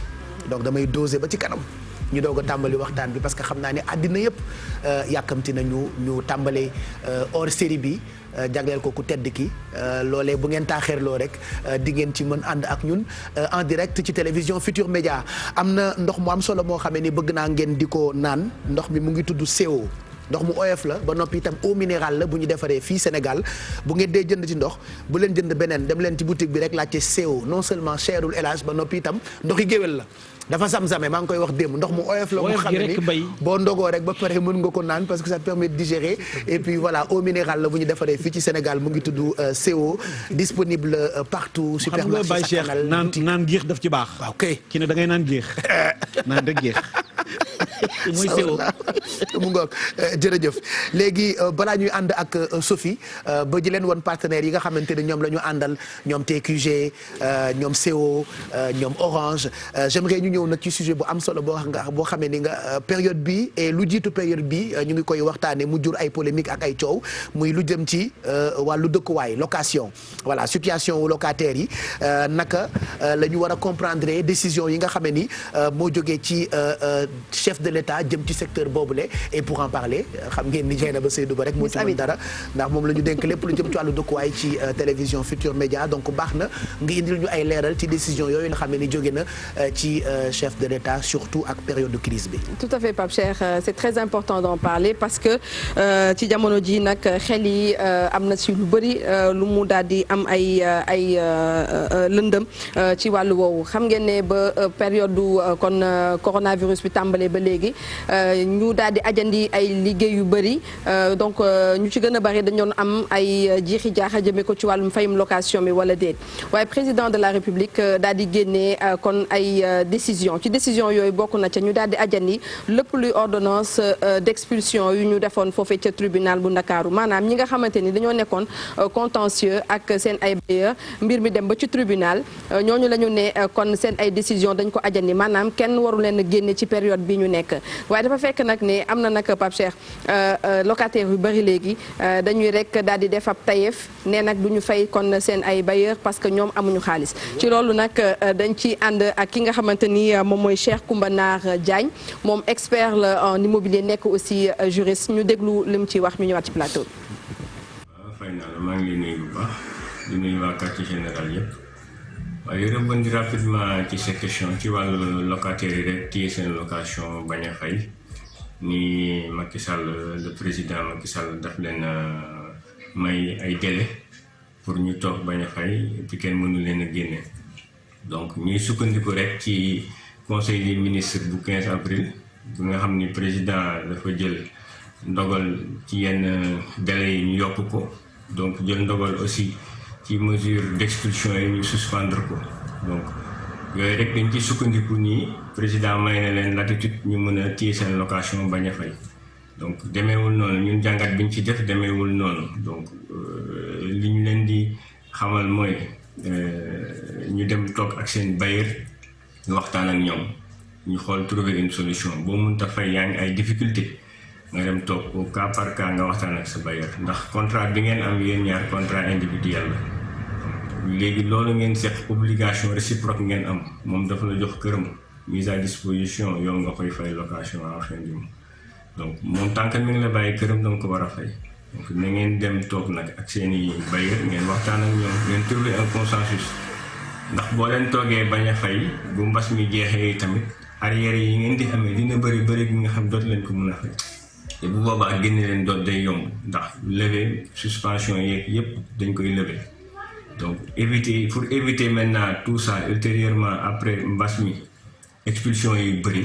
te loolu lañ nar a assister des expulsions massives pour éviter loolu dem leen toog ak seeni bailleur ngeen waxtaan ak ñoom ñu ñaan bailleur yi aussi ñu def compréhension mën a toog ak locataires yi ñu waxtaan trouver un consensus locataire bi di fay au moins tuuti par tuuti li ci des ngeen échelonné ko donc idée boobu daal laa xam ne mën nañ koo wéyal te mën na nekk loo xam ne mën na indi saafara ci tension yi ñëw surtout weer bi di ñëw nga xam ni fay ñu moom dina doy waar trop. ñu doon déglu Cheikh Koumba Naar Diagne expert immobilier la xam-xamam màcc lool ci wàllu locataire rek suñu gaa ñiy loué tooñ nag baaxul li mag ñi daan wax ni du gàllaaj ñàkk tooñ itam doy na gàllaaj mais waxtaan it ba juboo mooy li gën te respecté li nga xamee ni moo di engagement yi moo xam ci ki loué ak ki ñu loué gis nga wax na ko Pape Cheikh nee na ci jamono ji ñu toll locataires yi nekkuñu ci yoon bu nekkee dañoo ne dañuy téye kon xaalisu ñi nga xamante ñoom ñooy bailleurs yi la ko waral mooy xam nga instant yi nii suñu cadre bi nga xamante ni moom la bailleurs yi nekk Pape Cheikh bu nekkoon dañ ko daal di organiser kon peut-être président de la République ak ña koy xelal danañ ko ne peut-être ñu wàññi location yi parce que tey jii nii bu nekkee yow da nga tabax di louer da nga war a normalement dem au niveau des impôts et domaines pour mën a déclarer wu mais tey ñaata nit ñooy nekk ay bailleurs dem di déclarer wu au niveau des impôts et domaines loolu laaj la boo xamante ni mën nañ ko rek daal di jibal donte sax c'est très très très important tey jii nii bu nekkoon bailleurs yëpp tey jii nii demoon nañu au niveau des impôts et domaines dem déclarer li nga xamante ni ñu ngi koy rek daal di def tey peut-être amaana président de la République dina mën a jël par exemple yenn dogal ci loolu ne leen comme que da ngeen di fay impôt te impôt nguur gee ko moom mun ngeen a wàññi location su ko defee ñun loolu mën nañ ko tekk kon ci kon impôt yi nga xamante ni ñu ngi leen ko rek daal di jëlal waaye bu nekkee damay jël exemple benn Pape Samba jël këram ak coonoom daal di tabax kër gi nga bëgg ko kon loué boo xamante ni yow weer bu dee nga ne doo ko fay te yow ci xaalis bi ñu koy jox ci lay rek daal di dundal njabootam loolu aussi nekk na li nga xamante ni lu doy waar la te ci jamono ji ñu toll surtout que nekk tey le 2 danañu dem ci situation yi nga xamante ni bailleur dana xuloo ak locataire ci xuloo yi nga xamante ni peut-être ñàkk waxtaan rek moom moo ca rek daal di juddu ndaxte wax na ko moom expert immobilier bi nee na ñi nga xamante ñoom ñooy loué bu nekkee par exemple mën nañ ko dañu dem waxtaan ak seen bailleurs yi wax leen ne jamono fi fi mu toll est-ce que mën nañ leen puusal tuuti wala ñu wàññil leen voilà nañ ci waxtaan parce que bu nekkee yow da ngay dëkk kër jàmbur di fa utiliser këram ba pare fin du mois nga ne doo ko fay. parce que ni mu amee ay locataires peut-être yu tooñ. noonu la amee ay bailleurs yu doy waar. loolu moom comme sànq ni ko bi ñu nee wàññi nañu location yi dafa am ñu génnee seen locataires yi kër yi. te dañoo defaraat. wàññi woon tuuti. pare yokkaat. mais pas après les courtiers man. mais c'est parce que non mais c'est parce que ñi nga xamante ni ñoom ñoo nekk ci kër yi. naqar yëpp ñu jéem a waxtaan jubóo suñu gars yi lu mais parce que peut-être Pape Cheikh ñi nekk ci kër yi ñoom ñoo comprendre wul tey jii nii loi parce que loi bi lu mu wax ki la ne yow da nga war a génn pour mu defaraat kër gi amul droit dëkkal ci keneen ku dul jabaram wala koo xamante ni mbokkam la bu ko jege loolu bu ko defee rek yow am nga droit dem poursuivre ko ci justice te loolu peut-être nit ñi dañu koy tayal a def mais loi bi mi ngi fi donc voilà nañu waxtaan pour gën a mën a gérer mbir mi mais nag ñi nga xamante ni ñoom ñoo am ordonnance d'expulsion yi bu ñu yaakaar ne dootuñu génnati ça aussi c'est important de le préciser waaw parce que président dafa ajandi xam nga lu ñu aj mun nañ ko wàcce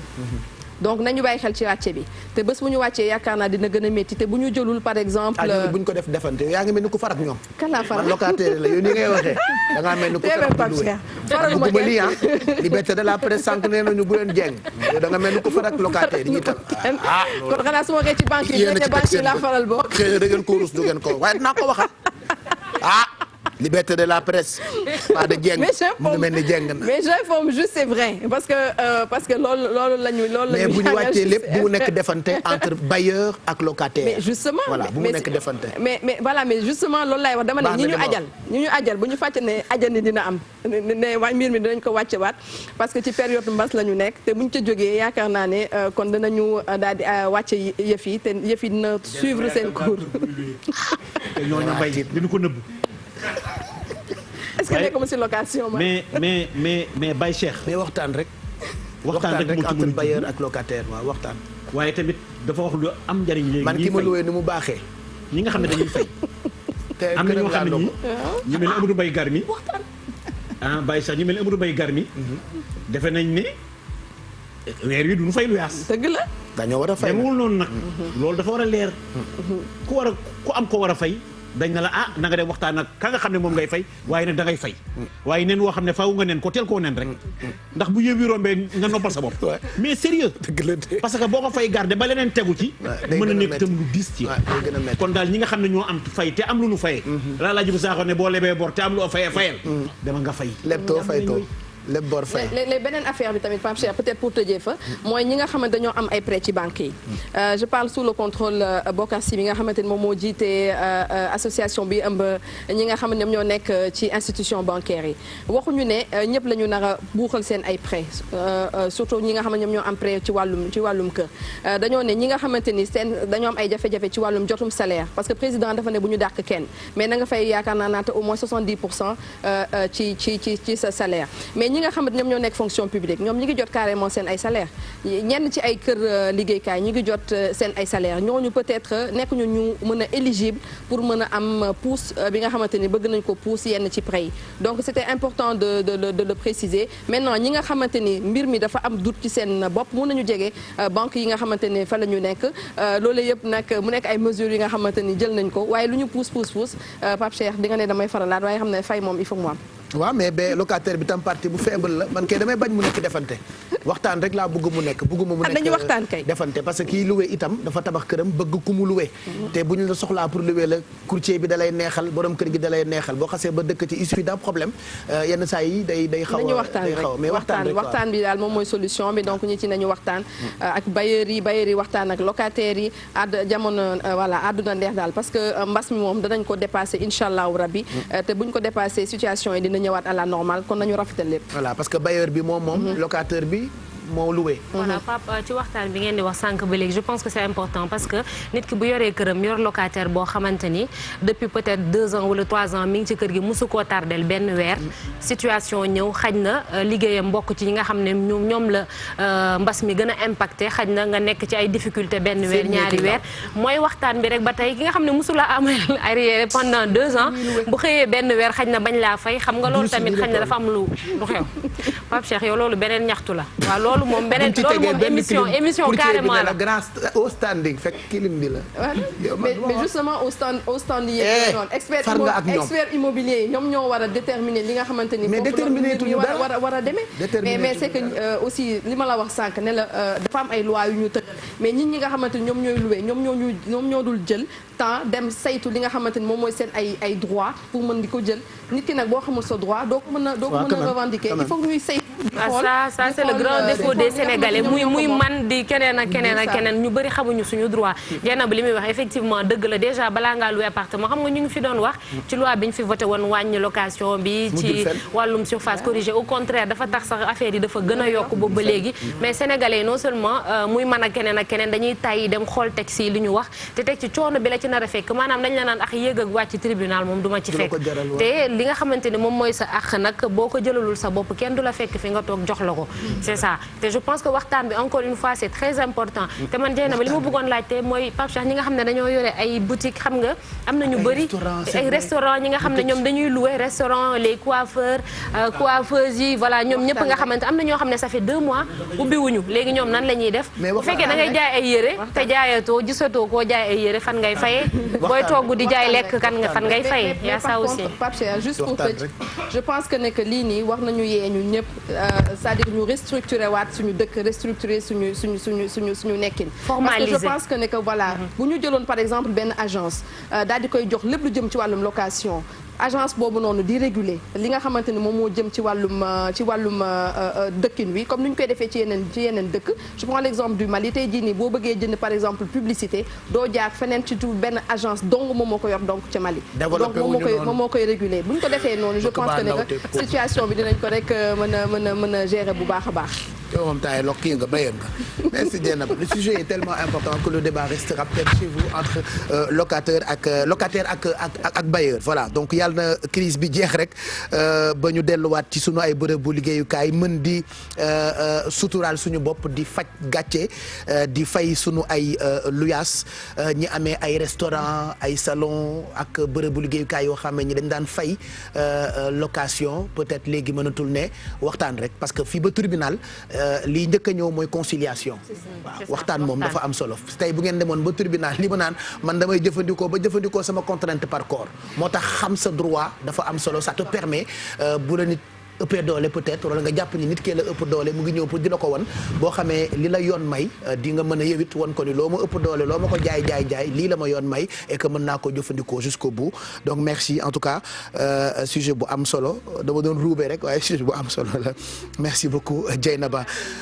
bu leen fàttee ndimbal yi ñuy séddale ci numéro téléphone yi affiché wu ci suufu écran bi 88 628 22 22 88 628 04 05 ak 88 628 22 22 le temps ngeen di woote mën nañu fekk Sophie fa ñu ko ber parce que moom tamit dañu ko ber ca laboratoire ba fa lay toggee après livrer ñu li nga xam ne ni mooy xëddu tay bi en attendant ñuy dem ci partie bu am solo je rappelle que guddi gi tey ñoo ngi ko jagleel Seydina Limamou loolee dinañ ci ñëw bu ca kanamee tuuti en attendant ñu xool Sophie li mu ñu toggal ak partenaires yi ñu àndal ci guddi gi tey